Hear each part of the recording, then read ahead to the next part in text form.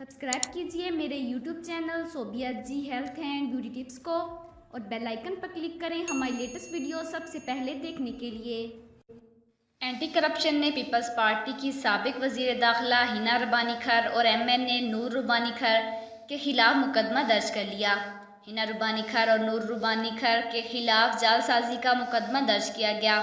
Media reports के मुताबिक anti corruption department ने साबिक वजीर दाखिला हिना रब्बानी खर और MNA नूर रब्बानी खर की जालसाजी के खिलाफ एक्शन ले लिया। एंटी करप्शन ने हिना रब्बानी खर और नूर रब्बानी खर के खिलाफ जालसाजी का मुकदमा दर्ज कर लिया है।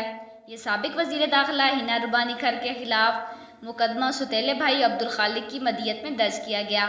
मुकदमे में नूर रब्बानी खर और हिना रब्बानी खर समेत 29 अफराद को नामजद किया गया है। मुकदमे के मुताबिक नामजद मुल्ज़मान ने जालसाजी से ज़मीन अपने नाम मुंतकिल कराई है।